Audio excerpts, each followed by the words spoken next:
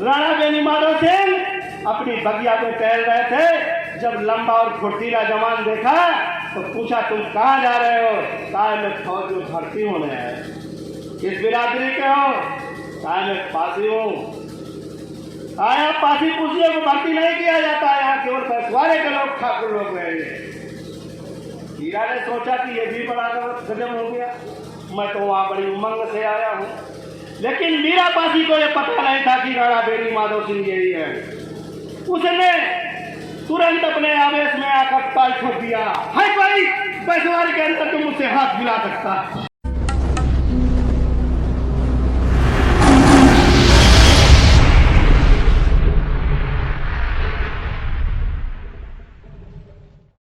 तो दोस्तों, पानी दो पानी। आपके पड़ोस में रायबरेली से 12 किलोमीटर दूर एक बड़ैला ताल, उस बड़ैले ताल के पास एक सराय दिगोसा गांव है। उस सराय दिगोसा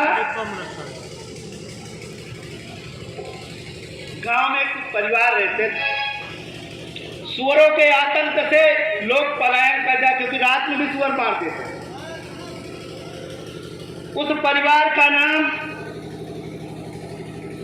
सुखलाल और उनकी पत्नी का नाम सुरजीत। उनके एक पुत्र और एक पुत्री बड़ी थी, उसका नाम बतसिया था और उसके भाई का नाम वो डिब्बा उठा के कहीं रख दो, वो डिब्बा पानी वाला। बतसिया का निकाल के ले। जलमाऊ तहसील गोविंदपुर भीरा गांव में किशुन पुत्र झंगुआ से हुआ। भयंकर बीमारी के कारण बतसिया का पति का देहांत हो गया, बतसिया विधवा हो गई। उस समय सूजी और सुखलाल बिल्कुल बूढ़ी अवस्था में थे। अपने पुत्र वीरा की शादी करना चाहते कि बहू आ जाए तो काम काज में हमको आसानी। जब ये प्रस्ताव आया तो वीरा ने नकार दिया, क्योंकि उस समय आर्थिक स्थिति ठीक नहीं थी। वो लोग बड़ैले ताल से मछली पकड़कर अपना जीविकोपार्जन करते थे। ज्यादा दबाव बना तो वो गोविंदपुर भीरा गांव चला गया। रोजाना बतसिया को 4 छह मिलते थे, इतना बलशाली था, हंसी मजाक में हाथ पकड़ लेगा, वैसे लुकाते तो हाथ उखाड़ते। ऐसा वो वीरा पासी। उस समय शंकरपुर के स्टेट गांव के राणा बेनीमाधव सिंह ठाकुर बिरादरी के थे। उन्होंने 22 सवारे के फौज पलटन भर्ती करना चाहते थे। अपना राज्य अंग्रेजों को जिंदा जीत देने नहीं चाहते। ये डुबकी गोविंदपुर भीरा भी पहुंच गई और वीरा के कान तक पहुंची। वीरा अपनी बहन से कहा, बहन मुझे सुबह 2 रोटियां बना देना और मैं फौज में भर्ती होने जाऊंगा।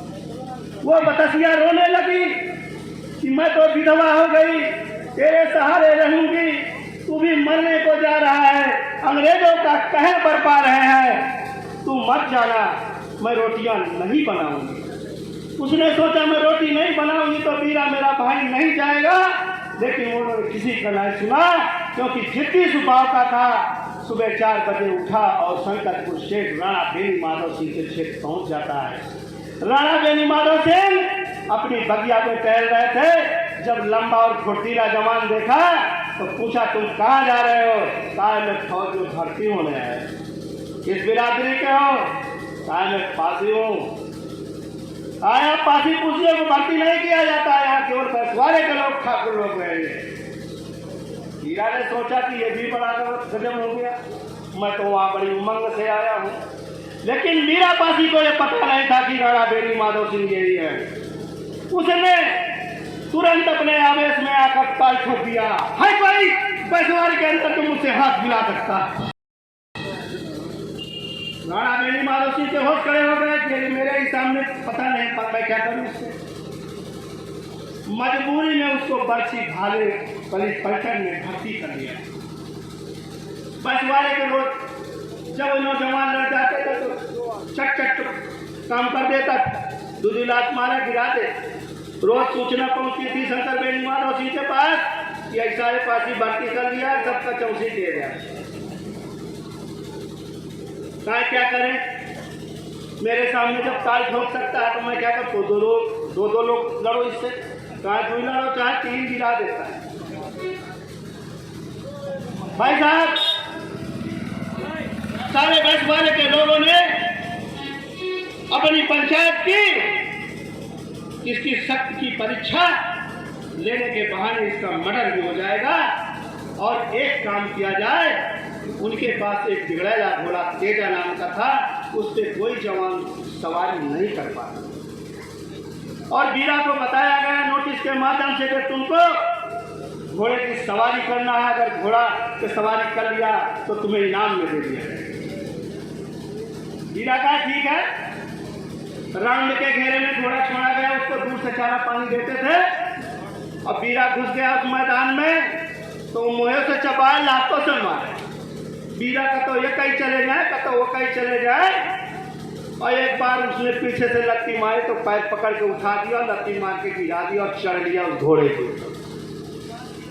सारे बस मार के लोग दंग रह गए कि अब क्या करेंगे, मरा भी नहीं, चढ़ लिया, घोड़ा भी पा गया। तब उसको राणा बेनीमाधव सिंह ने अपना सेना पकड़ा।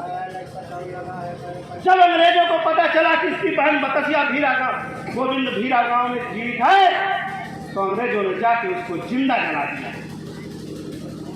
जब उसको सूचना मिली कि मेरी बहन को जला दिया गया है, तो साधु का भेष बना के गोविंदपुर भीरा पहुंचता है। बहन की लाश और जली जली लाश को देखकर रोने लगता है और लकड़ियों की व्यवस्था करके उसे अंतिम संस्कार करता है। जब अंतिम संस्कार करता है, जब निपटती है, तो खुफिया लोग अंग्रेजों से बता देते हैं कि गोविंदपुर भीरा गांव में वीरा पासी आया हुआ अपनी बहन का अंतिम संस्कार कर रहा है।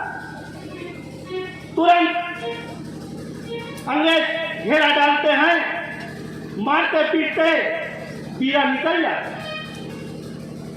जब ये कष्ट हो जाता है तो शंकरपुर के राणा बेनीमाधव सिंह से बात करता है कि यहाँ खुफिया एजेंसी के लोग हमारी सूचना अंग्रेजों को देते हैं।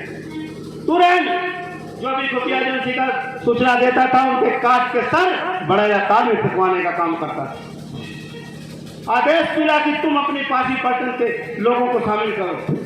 लुधवारी के सुदीन पासी कोड़िया के रघुनाथ पासी को मिला लिया और एक दिन उनके यहाँ छठी थी, रघुनाथ पासी के यहाँ निमंत्रण के शाम के गया और किसी खुफिया एजेंसी ने बता दिया कि वीरा पासी भी आने वाला। चारों तरफ से घेरा डाला गया।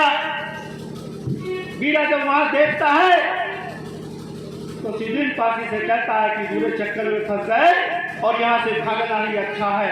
जो लोग भागने लगे, भाई साहब भागते ही उसके दाहिने हाथ की गोली मार दी गई। इतना ब्लड निकल गया, खून निकल गया, लेकिन शंकरपुर शेख गड़ा बेनीमाधव सिंह के यहाँ पहुंच जाता है और वो मलाम पट्टी करते हैं। चारों तरफ सिपाही फैल जाते हैं कि गोली लगी है तो दवा कराने जाएगा, लेकिन वहाँ रात में उसकी मृत्यु हो जाती है। 1935 का जन्मा व्यक्ति 1857 22 साल में उसकी मृत्यु हो जाती है। ऐसा जवान है। जब मृत्यु हो जाती है तो शंकरपुर के राणा बेनीमाधव सिंह किसान का भेष रखकर और लकड़ियों के बीच में बैलगाड़ी नाप करके उसकी लाश को गोविंदपुर भीरा गांव ले जाते हैं और अंतिम संस्कार। जो ही अंतिम संस्कार की लपटें उठी, बता दिया जाता है कि राणा बेनीमाधव सिंह भी यहाँ आए हुए हैं। पुलिस अंग्रेज सिपाही घेरा डाल लेते हैं, लेकिन राणा बेनीमाधव सिंह जीते जी अंग्रेजों के हाथ में मरना नहीं चाहता था। उसने अपने सब्जा घोड़ा को बढ़ाया और उस बड़े ताल में जन्म समाधि और वहीं शहीद। ऐसे भी हमारे समाज के लोग थे